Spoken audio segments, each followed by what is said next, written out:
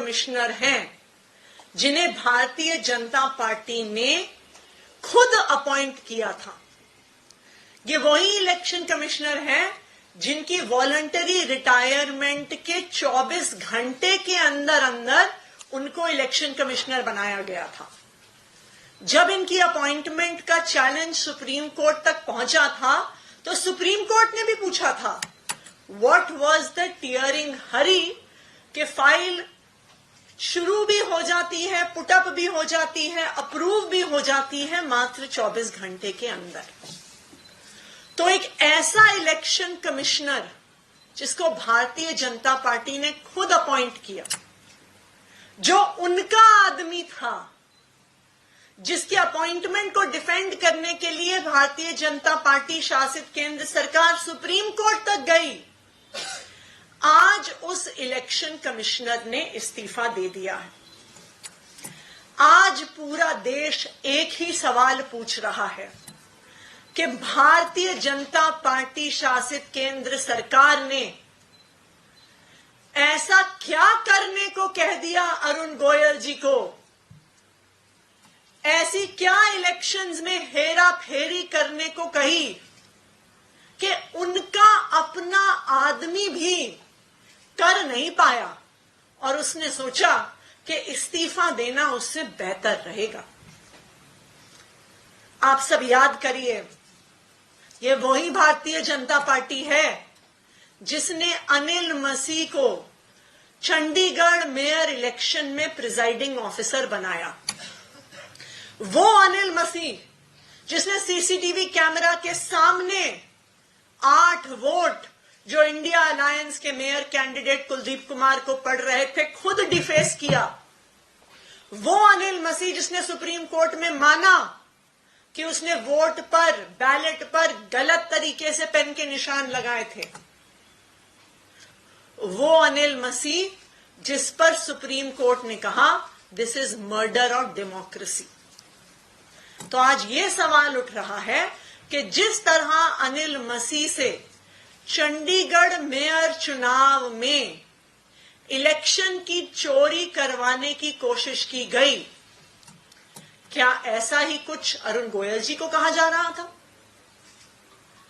आज मैं भारतीय जनता पार्टी को चैलेंज कर रही हूं कि वो पूरे देश को ये बात बताएं कि अरुण गोयल जी ने इस्तीफा क्यों दिया। एक ऐसे इलेक्शन कमिश्नर ने जो उनका आदमी था, एक ऐसा इलेक्शन कमिश्नर जिसको अपॉइंट करने के लिए Bharatiya Janata party supreme court तक चली गई, ऐसा उनको क्या कह दिया गया, ऐसा क्या गलत काम करने को कह दिया गया लोकसभा इलेक्शन में कि उनका अपना आदमी तक वो काम कर नहीं पाया और 2027 तक के अपने टेन्योर को छोड़ के बिना किसी स्वास्थ्य की परेशानी के कल शाम उसने इस्तीफा दे दिया। आज पूरा देश ये देख रहा है कि भारतीय जनता पार्टी कभी विधायक तोड़ के, कभी इलेक्शन चुराने की कोशिश करके, कभी ईडी और सीबीआई के माध्यम से विपक्ष के नेताओं को जेल में डाल के, कभी विपक्षी पार्टियों के बैंक अकाउंट फ्रीज करके आज चुनाव को चोरी करने की कोशिश कर रही है। और अब अरुण गोयल के इस्तीफे से बहुत बड़े सवालिया निशान आने वाले लोकसभा चुनाव पर उठ गए। Thank you. मैम, उसको अपडेट देते मैम, केशवपुर मंडी वाले इंसिडेंट को लेकर के आप कब तक रेस्क्यू ऑपरेशन पूरा हो पाएगा, अभी कितना टाइम हो जाएगा? देखिए, रेस्क्यू ऑपरेशन जारी है, पिछले 2 से ढाई घंटे से जारी है। एनडीआरएफ का कहना है कि अभी तकरीबन 2 घंटे का और समय लग सकता है इस रेस्क्यू ऑपरेशन में। व्यक्ति ठीक है जो फंसा हुआ है? देखिए, अभी निश्चित तौर पे नहीं कहा जा सकता। हमें ऐसी उम्मीद है कि वो ठीक है और इसीलिए पूरी चाहे एनडीआरएफ की कैपेबिलिटी हो, चाहे दिल्ली जल बोर्ड हो, वो लगातार लगे हुए हैं और हम उम्मीद करते हैं कि जो व्यक्ति हैं जो बोरवेल में फंसे हैं उनकी जान बच जाएगी। क्या उम्र होगी?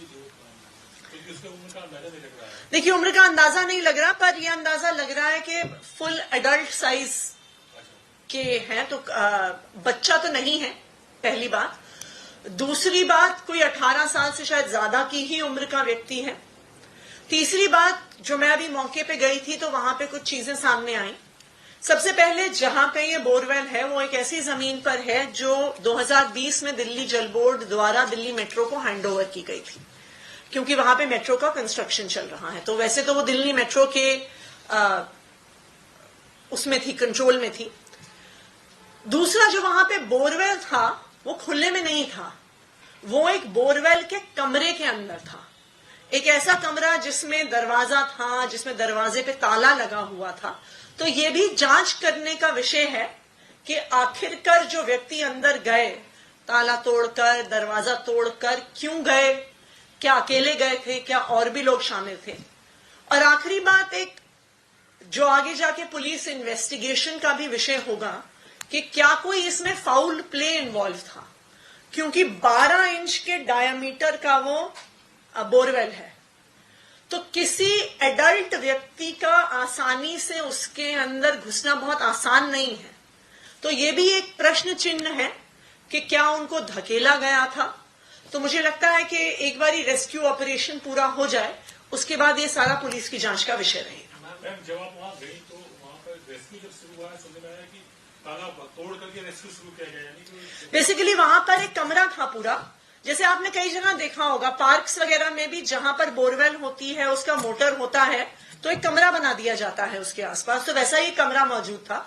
जब तक मैं वहां पर पहुंची तब तक जेसीबी द्वारा उस कमरे को तोड़ दिया गया था, लेकिन उसके सारे रिमेन्स वहां पे, और वो टेम्पररी स्ट्रक्चर नहीं था, ईंट, सीमेंट, कंक्रीट का एक प्रॉपर कमरा था। इनफैक्ट मैं देख रही थी कि कुछ चैनल्स की रिपोर्टाज में सुबह उस स्ट्रक्चर को तोड़ते हुए भी, जब जेसीबी उसको तोड़ रही थी तो उसकी फुटेज भी मौजूद है।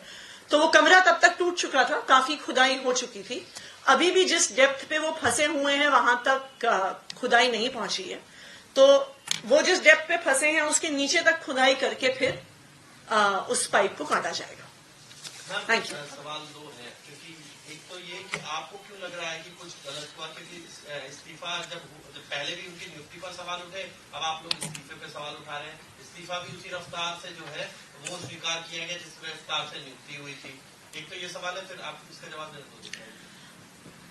देखिए, लोकसभा चुनाव की घोषणा कुछ ही दिन में होने वाली है। लोकसभा चुनाव जो पूरे देश में होता है, एक ऐसा समय होता है जब इलेक्शन कमीशन अपनी पूरी ताकत लगाती है इस चुनाव का पूरा अरेंजमेंट करने के लिए। एक free and fair election Bharat के लोकतंत्र की पहचान है। तो जब चुनाव की घोषणा से मात्र कुछ दिन पहले 2 में से 1 इलेक्शन कमिश्नर इस्तीफा दे देता है तो सवाल तो उठेगा।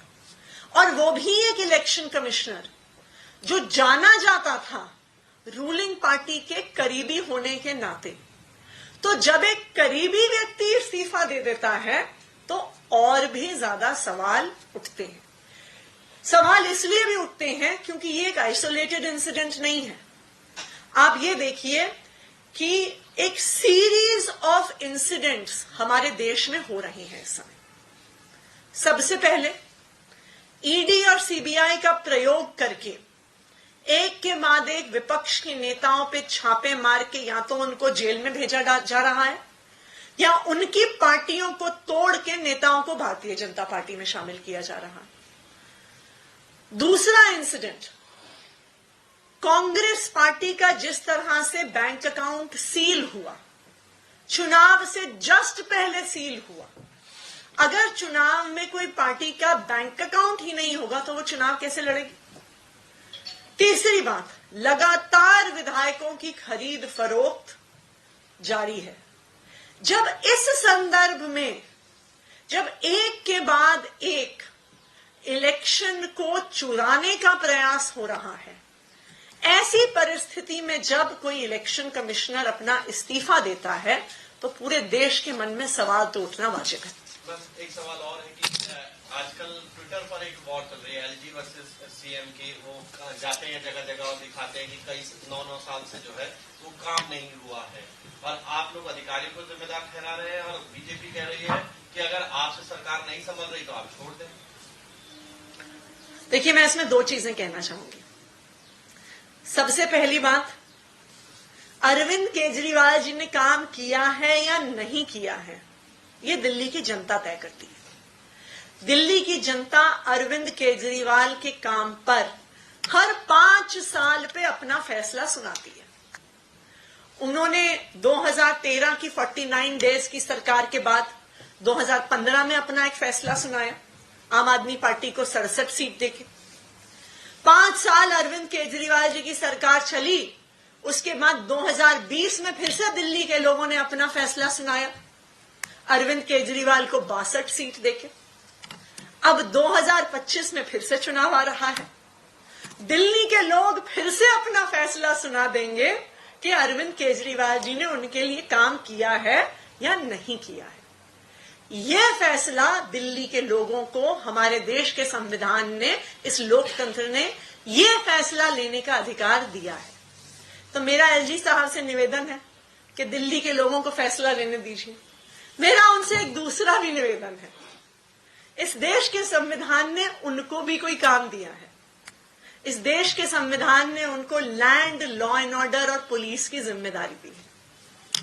आज दिल्ली की शायद सबसे बड़ी और बर्निंग समस्या है लॉ एंड ऑर्डर की कमी और महिलाओं के लिए जिस तरह ये शहर असुरक्षित है।